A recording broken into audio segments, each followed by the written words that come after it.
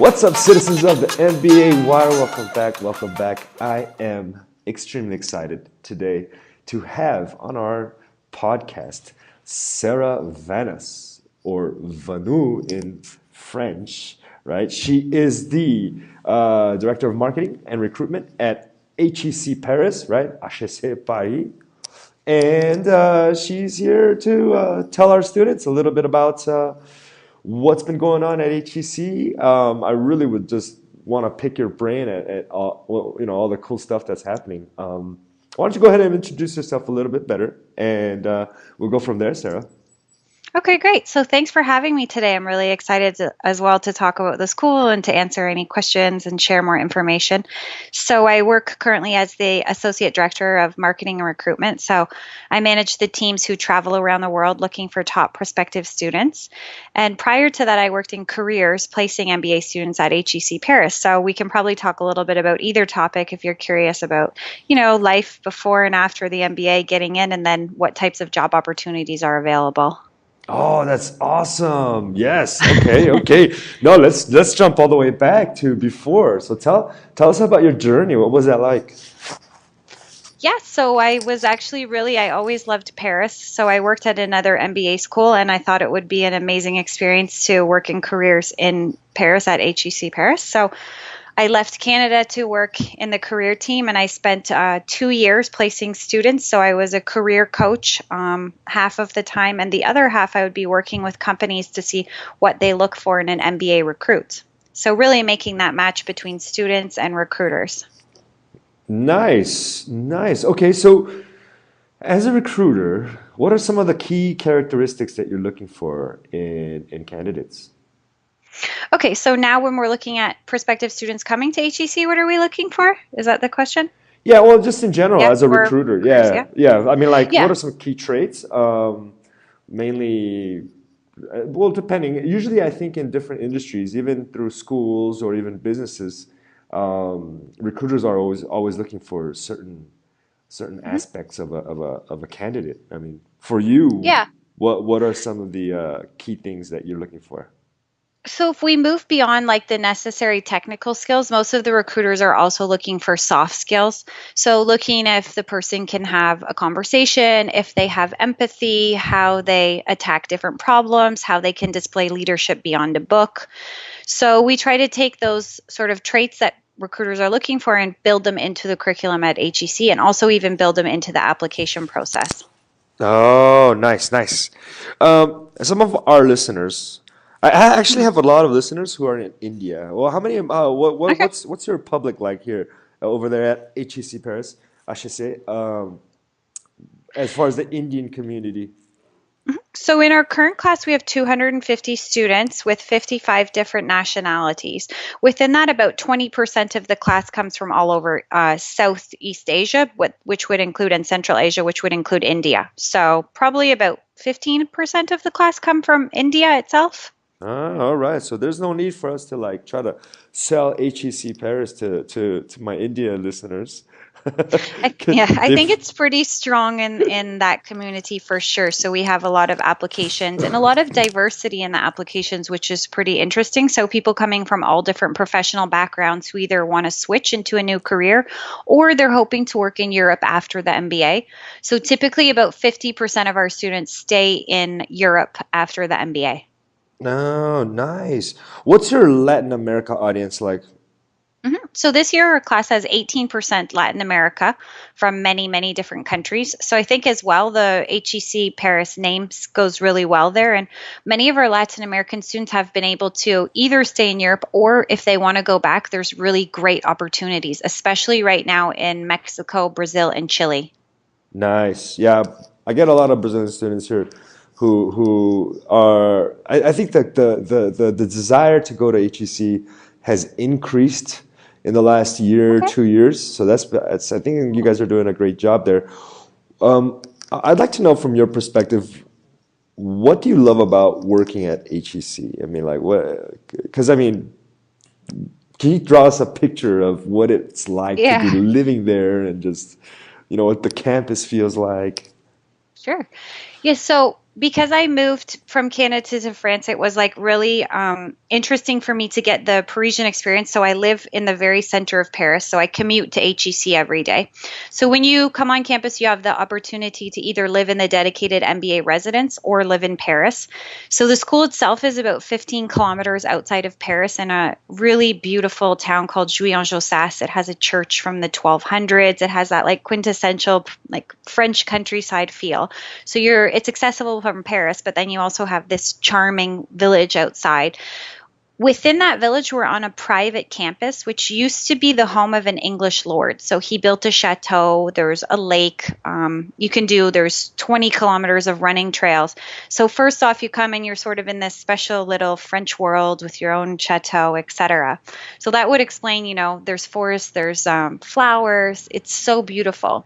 And then within that, you have the modern MBA building. So it's a building specifically dedicated to MBA students, the MBA residents. Many students will live on campus their first 8 months, and then they'll live in Paris and commute during the customized phase, so they can have the best of both worlds. Of course, you have the baguettes, you have the French wine, and then you have the community of HEC, which is, I think, probably the most special part. So students coming from, like I said, over 55 different countries. We leave the admission decision up to our alumni. So I think fit's important to us.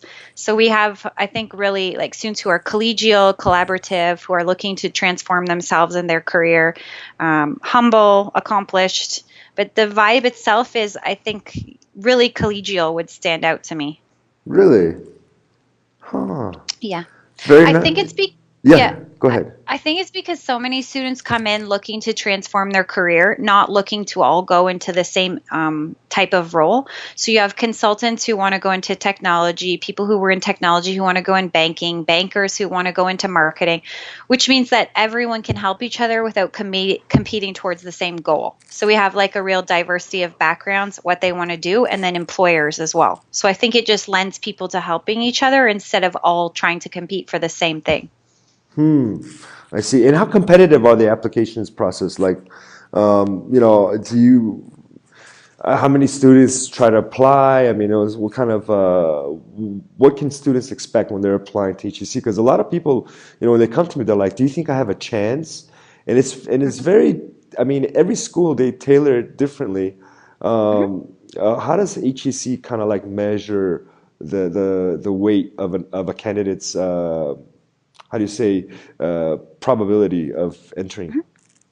Yeah, so I think that's the biggest thing is like don't self-select out because you probably have more of a chance than you think you have because we look like we are one of the most selective schools in the world. So we do receive a lot of applications. However, we read every application and we go through then in our pre-selection jury. So we read all of the essays, we look at all the transcripts. So we look at each person in depth.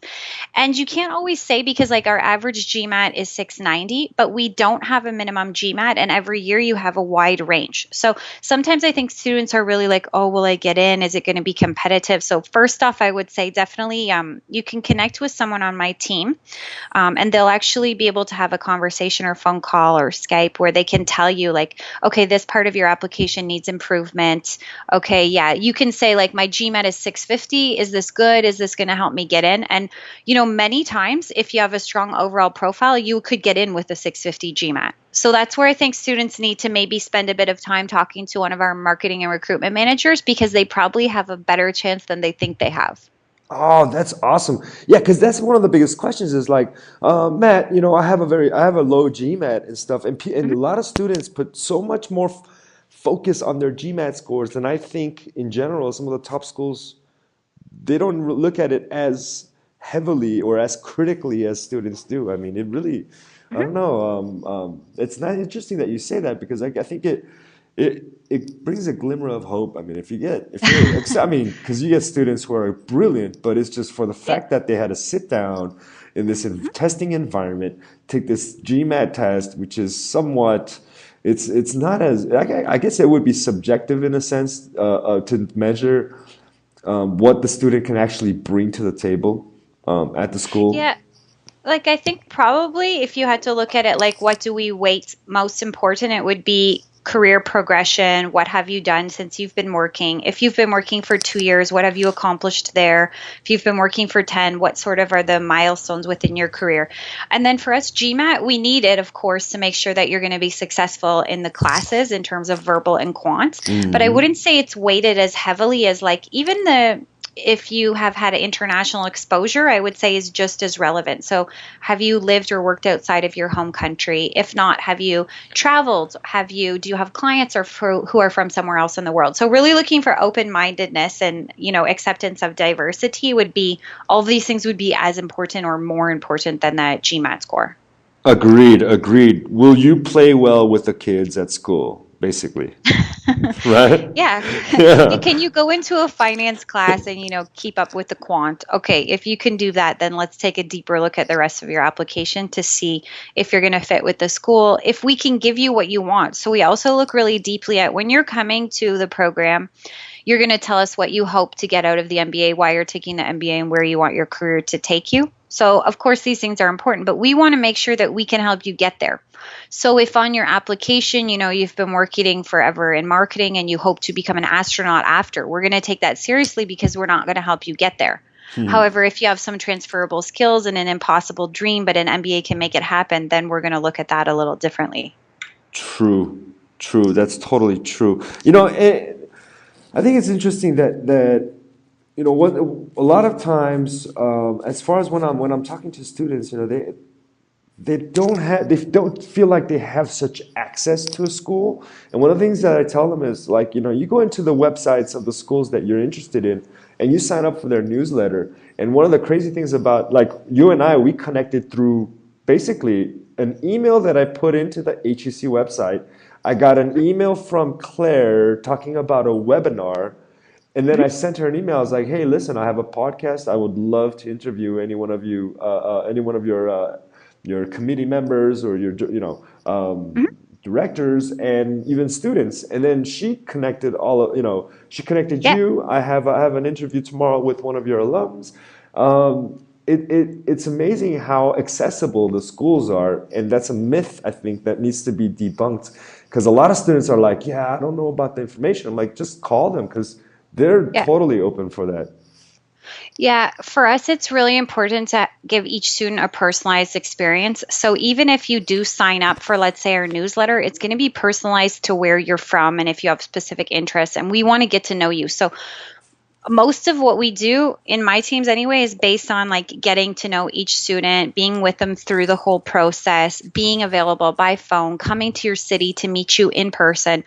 And that's something that we see, like if we look at why students choose HEC, it's one of the factors between if you're looking at our competitors, they say often that we were actually more accessible, that we were there, that they could talk to us, ask us questions, and that we know them. Yeah. So when you're getting an email from us, it's not just, we're blasting everyone. We actually know a little bit about you, and we're trying to make sure that we're sending you something that's relevant and that you have your own, regional, personal, dedicated marketing and recruitment manager you can ask questions. So that's very important to us, being accessible and personal.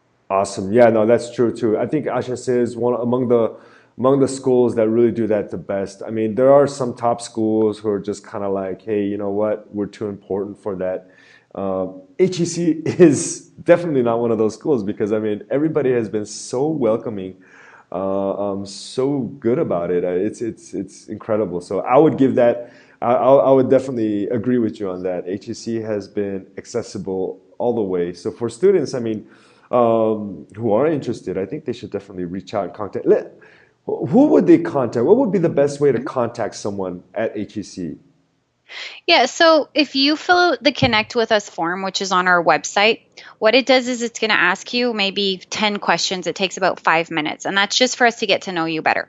It's not at all involved in your application. So what you put on there is not going to be used later in any way to judge you on your application, et cetera. It's just a way for us to know if we're going to send you anything, like what city are you located in, how far are you in your application process, that type of info. As soon as you've done that, there's 4 regional specialists, and one of them will give you an email back, and they'll say right away, like, you can put your GMAT score if you want. So they'll say like, okay, this is a good score. Can we connect? Or do you want to talk more? They'll give you a little bit of information on when we're coming to the city. And from there, you'll be connected with the regional marketing and recruitment manager for your region. What's cool Mm. about that is that they travel to your region, but they also know what applications from sort of like your, I guess, other people applying from, your city, your country, your continent. What do those look for? Is your, do you have something strong? Are there elements that you need to work on? And then, yeah, you can actually meet them in person for a 30-minute one-to-one interview. Usually 1 or 2 times per year, we're coming to the big cities in most countries. Nice, nice. Oh, that's great. That's great. Another question that a lot of students have for me as far as, like international schools. In the US, for example, we have this Trump situation. A lot of people are worried about visas. In Mhm. Europe, I think the matter is a little bit more financial in terms of Brexit and the impact of fallout from that. What's it like there for now? Like for prospect Mhm. students who want to do their MBA, Mhm. what are their chances of getting like an international job or working, staying there? Yep. And how does that affect their future goals? Yeah, so I think it's one of the huge advantages you have when you choose a European school. So for now, if you go to school in Europe, so like France, Germany, Spain, etc., you can usually work in the home country, so you can work in France. When you finish, you have up to a year to look for a job. Once you've got a job within that year, you have a visa to work in that country and typically also an internship. And typically that spreads to any countries in the Schengen region. So that's why every year 50% of our class stay in Europe post MBA because they Mm. can very easily. England hasn't been and isn't included in that. So usually the UK schools and the European schools are a bit different. If you go to school in the UK, you work in the UK. If you go to school in Europe, you can work in Europe. However, we also have many students because it's not difficult because of HEC has its second largest alumni community in London. So we place a lot of students who are sponsored by companies there as well. Nice. Oh, nice. Okay, so that brings that out. Well, what about like associations and clubs? What are some of the great, how do you say, the campus activities that students can look Mhm. forward to? What are some of the best? I think there's an MBAT, right? There's like a Yeah, sports tournament too that's pretty yeah. famous in around Europe. Yeah. So for the clubs, we have over 40 different networking and professional clubs. I think most of them are going to be similar. So I'm going to talk about maybe one or two that stand out. My favorite club is the French Connection Club. So that's a club where students try to sort of showcase French experiences to other students. So when you come into the school, in your first weeks, you'll attend a wine and cheese event put on by the French Connection Club, and they'll tell you like which wines go with which cheeses. Or they have a tartiflette event, which they sort of, it's more regional foods. Also with them, I did a mini trek to Hermes in Paris. But before going to the actual Ooh. store to learn about strategy, we went to where they teach people to make the leather bags and then where they actually make the bags and then actually to the store to learn, from the head of strategy on how they make different choices, where in the world they do their marketing, why, how they diversify what they're selling. So that's just one of the types of things that you could do with the club. And I think it's pretty cool. That sounds awesome. I think I'm gonna have to play this for my wife. She's in love with Hermes. So she's constantly bugging me about trying to get her one. I'm just like, all right, I gotta work a little bit longer hours. But that's Yeah. awesome. Being able to go to Hermes. I really like it. I really like the consumer goods, especially the luxury Hmm. consumer goods market. I think it's one of the best marketed industries. I mean, just Hmm. well, you're in marketing, so I mean, what's your point on this? How do they get to a point where their brand is so valued that people would be willing to, I don't know, I wouldn't say overpay, Yeah. but just pay premium prices for premium products? What's your take on this as a marketer?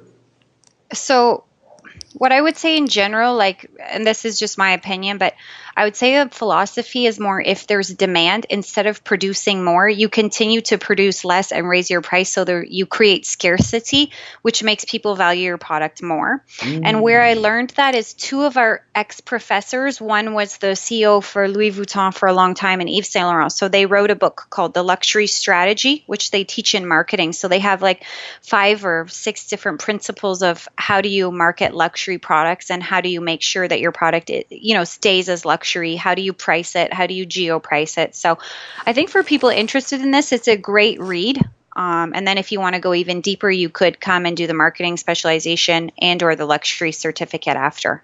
Oh, that's nice. And how does that work for like HEC? Like for you mentioned that a lot of people who are in consulting or maybe in banking who want to go into marketing, for example. I'm a Yeah. fan of marketing. I love it. This is one of my side hustles is working, providing consulting for marketing. Mhm. Um, what are some of the things that HEC offers as in terms of that type of a career switch? Yeah, so you're in your first 8 months, you're going to do all of the fundamentals. So you're going to learn a little bit about, let's say you think you want to go into marketing, you'll have a few marketing courses to see if it's actually what you love. So you'll have that, you'll have ethics, sustainability, you'll have finance, etc. So after those 8 months is when the MBA gets really interesting because you actually customize it and make it your own. So if marketing is what you're after, you could choose the marketing specialization. So for the next 4 months, all of your classes will be based on different marketing. So digital marketing, marketing of luxury, different cases, etc. You could do that. Then in your following 4 months, you could choose to do a 4-month internship in marketing. So this would really help somebody who's trying to make the transition and also to see if they truly love it or if it's just something that they want to be able to understand to move into a different role. Interesting. So you give them options. That's a lot. Those are a lot of options. Just kind of like it's one of those MVPs, right? You test and you change if you need to, if it's not for you. And it's great Yep. that you have that like different ways to kind of step out of it in the moment that a student feels like, all right, I'm not sure this is for me. Um, you guys have a career service center. Yeah, so we have a good, like it's quite large because it's transversal. So that means that we can leverage because we have a great master's program. We have the number one master of finance in the world, master of management, master of strategy. They do very well as the MBA, which is also quite well known internationally. So what we do is leverage the connections of both. So as an MBA student, you can attend all the career forums for the master's students as well as the dedicated MBA forums. So that kind of tackles like companies coming on campus. For the finance forum, over 100 companies come. For the consulting forum, over 100 companies come. So you've got that side. Then what's really unique about HEC is that the careers is built into the curriculum. So you get academic credits for doing career stuff. So we force you from day one to think about yourself, do self-assessment, go to boot camps, go to fast tracks, learn what types of careers are possible. And then you also have like coaches who can tell you, you can sit down and do a job search strategy together. And then we also have an employer engagement team who are always seeking new opportunities. So they all work together to ensure that we have, this year we had a 93% placement rate 3 months after graduation. So Wow. doing well. And the students who, in my experience in careers, weren't getting a job right away after the 3 months, it's because they're looking for something really niche, the dream job that comes up every once in a while. You can't predict it's going to come up as soon as you finish your MBA. And then, a couple months later, they get their dream job, which is probably one of the best jobs in the class. They just took a little bit longer to get there because it was so niche. Wow. Okay, so you just answered maybe three of my follow-up questions in that one answer. That's awesome. Okay, Let me catch cool. up. Let me catch up to you. That's that's pretty awesome because it's one of those things where like I don't know. Sometimes students it just seems like I've had past students who left the top MBA and then they're like, oh, I didn't get the job I was looking for. I was like, well, how close did you work with career services? And in your scenario, in your case, I mean, if you have all of those areas, all the departments working together, that's incredible. And then you high rates. I mean, 93% up in 3 months right after the MBA, and then a lot of that 7% gets it on the fourth month, which doesn't count in the first 3 months. So. That's pretty amazing as far as placement rates. How soon should a student contact Career Service Center? Like, as soon as they get admitted, after the application?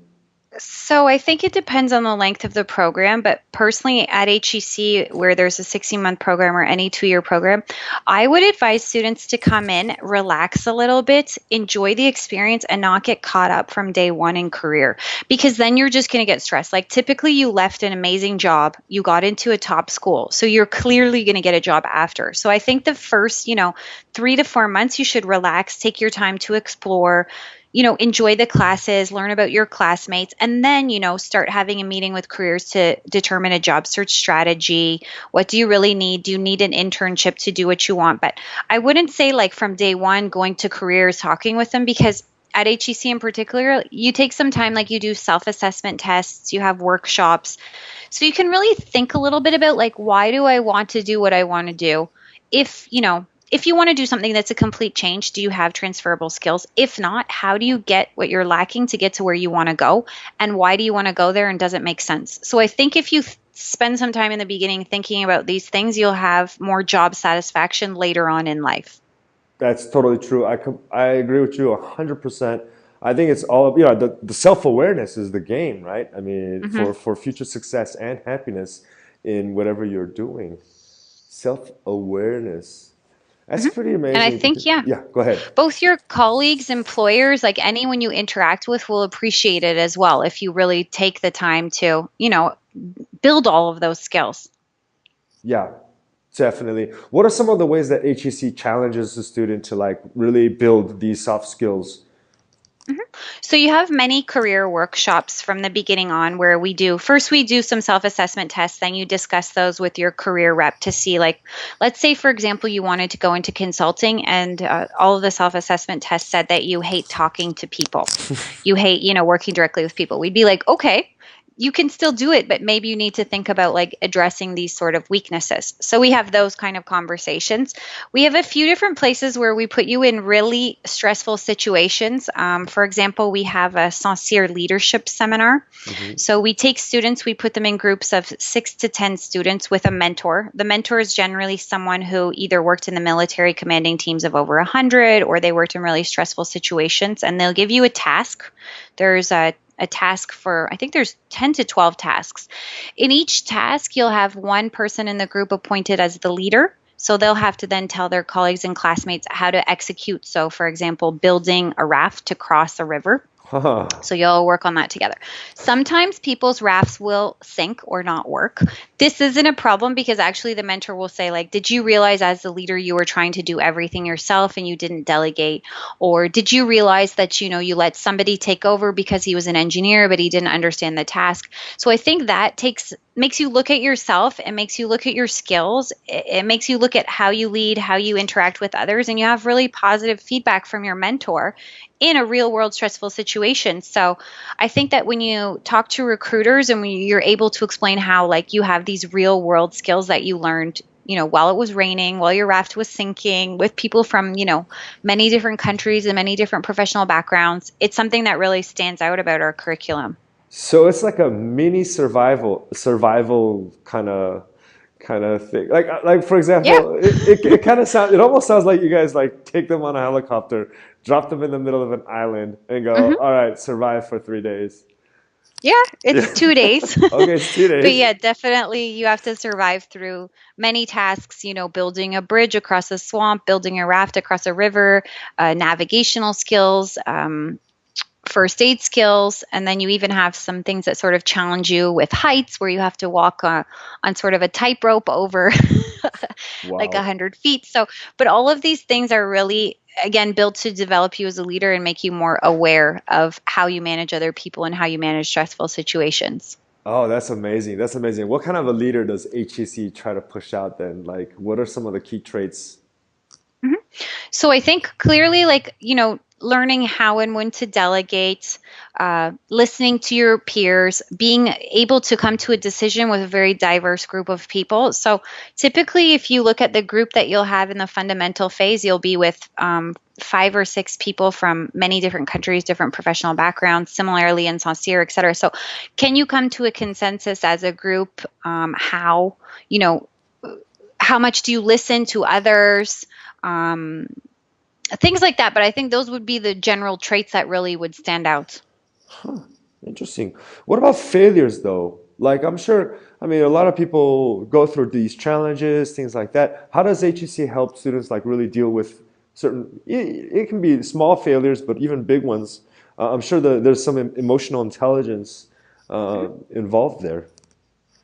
Yeah, so I mean, you do have feedback in the moments from, a professional who's able to sort of counsel you so that the next time you're in the situation, I think you'll be able to make a better decision.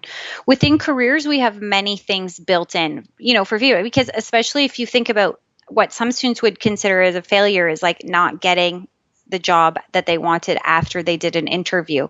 So it's really teaching them through careers, through their classes, through the hands-on experiential learning, how to sort of take all that in and come out as a better, I think, leader, person, etc. Interesting. Very nice. Yeah, feedback is totally important. I mean, even in like the business, the professional scenario. I mean, people who are not accepting of the feedback that they get from their superiors. I don't see that much growth in them. That's kind of crazy. It's good that your school, the HEC provides that type of feedback sessions, things like that. It almost works like a business. Yeah, I think though that we understand that like you have all these students coming in, they're like the smartest people in the world. They've had a wonderful career and all of a sudden they have all these like very intelligent, driven, ambitious people in one place. And I think even once they left their job, it's a bit like sort of fearful. You have to really reflect on what will you do next. You get a bit lost, you work together. So I think all of these things work.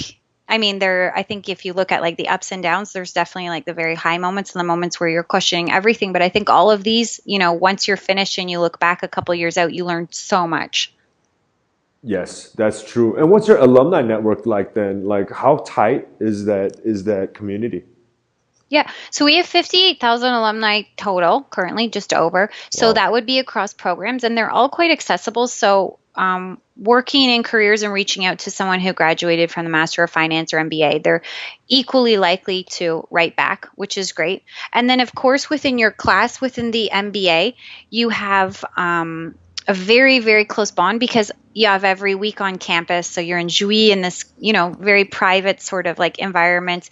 You have the P-bar party. About 80% of students live on campus for at least 4 months of their experience. So you're living in the same building, you're going to parties, you've moved to France, you're having this really special experience. So they're very, very close afterwards. Oh, that's awesome. You know, Yeah, I'm I think, yeah, the environment creates one of the most tight-knit communities ever. yeah, I can only, I mean, it's just you're there every day. You guys are, the students are studying together. They're going through projects together. They're starting, they're doing these leadership, they're surviving the jungle, building bridges together. It definitely brings everyone together. Does HEC have like, do you guys hold like an alumni party, like a 5-year class reunion, that kind of thing too? Yeah, so we do like the homecoming. It's in June every year, and it's for all the milestone anniversaries. So everybody who's graduated, 5 years, 5 years, 5 years. We let them come on campus. We try to get some of the professors from their class. We teach a class. There's a picnic in Petanque beside the chateau, and then within each class, they actually do. Like a mini party. So you were able to network with everyone, and then you're able to network with your own classmates. So I think it's wonderful. And Yeah. then, yeah, as you mentioned, we host the largest MBA Olympics, definitely in Europe and maybe the world. So we have over 1,500 students, 20 schools coming to compete in 20 sports on campus. So, like rugby, golf, swimming, petanque, pool, chess, soccer, etc. So, a lot of alumni will also attend that just because they Oh. want to come back and, relive the experience. Yeah. Oh, I imagine. I mean, you mentioned the chateau like once or twice already. I was there actually several years ago when I visited. HEC Paris was one of the schools that I visited. Amazing, amazing campus. But the chateau experience was amazing as well because we got to see the century-old wine cellar. I mean, there were just some wines there that were older than my grandparents. It's crazy, Yeah, we crazy. do the MBA full-time recruitment week there as well. So our students actually do get to use it for many. We have also a welcome lunch there when you start. So it's beautiful and you get to, do sports around it, but you also get to do some different activities during the MBA in it. So it's pretty amazing when you think about coming here and that you're, taking part in activities in this chateau from the 1700s, like with a long history. Yeah.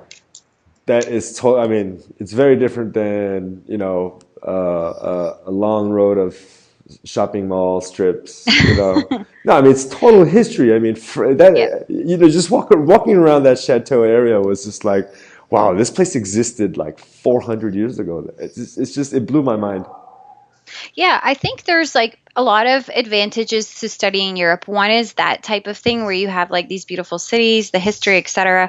The other would be currently the ROI is so great because the tuition here with like the dollar the way it is, depending on, where else you were planning to study, but if you were thinking about like studying in the US versus in Paris, you're going to have more than like sometimes $100,000 difference. So you get that. And then typically we're more international than most of the American schools as well. So I think Hmm. studying in Europe is a really great option, even if you Yes. don't want to work in Europe after.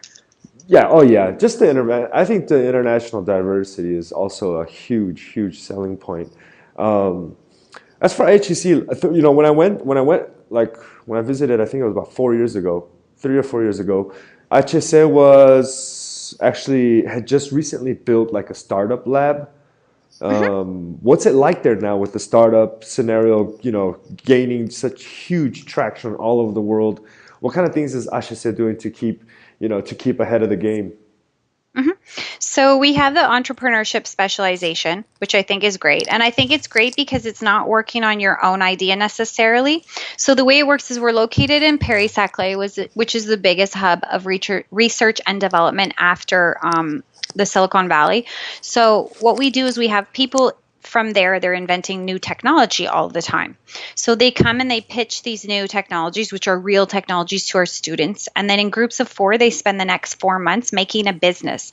The cool thing is that it's very low risk because you're making a business on someone else's technology. There's no financial investment. So you can either learn if you want to do, a startup in the future, you can learn the basics, whether it's a startup right after the MBA or in 5 or 10 years after, or you can just learn really like how a company works from the onset and bring that into another company and have that sort of like innovative entrepreneurial focus.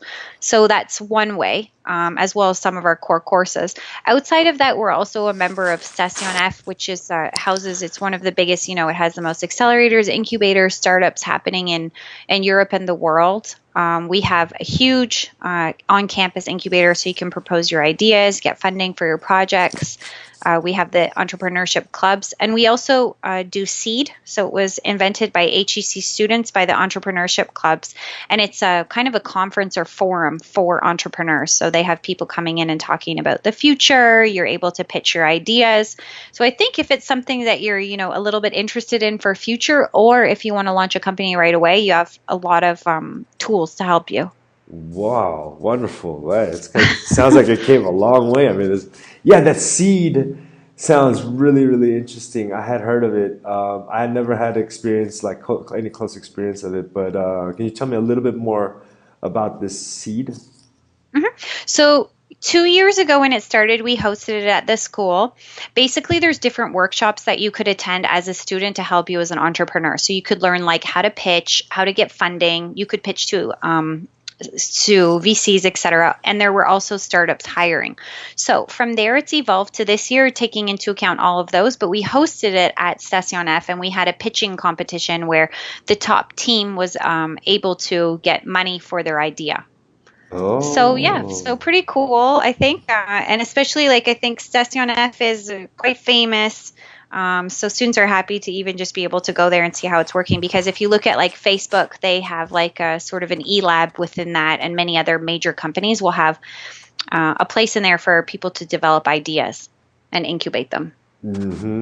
Oh, that's incredible. I mean, I look at the entrepreneurial startup slash technology world just advancing in such a fast rate. Have you noticed something at HEC too? Like before, a lot of schools, for example, people would go into the school and they were looking for like consulting, for example.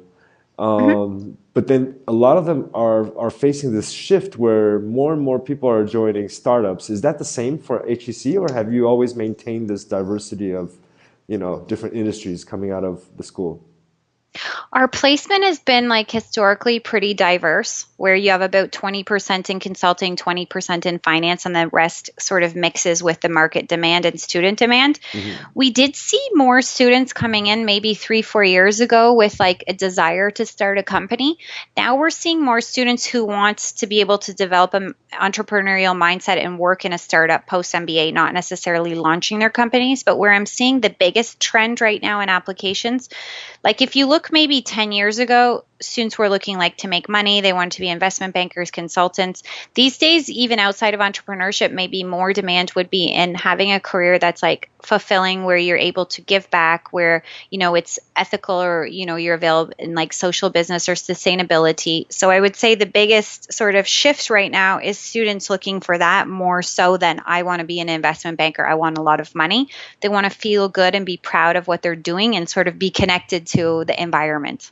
Yeah, that's a total generational shift right there, 10 years Hmm. over. That's incredible how you say that. Well, the way you said that, it just really showed me that, that the times are changing. I mean, Hmm. 10 years ago, we didn't, a little bit over 10 years ago, we didn't have Facebook, which I know. has had such a huge impact on everybody, companies and personal individuals across the world. So it's pretty cool how things have changed for all of us.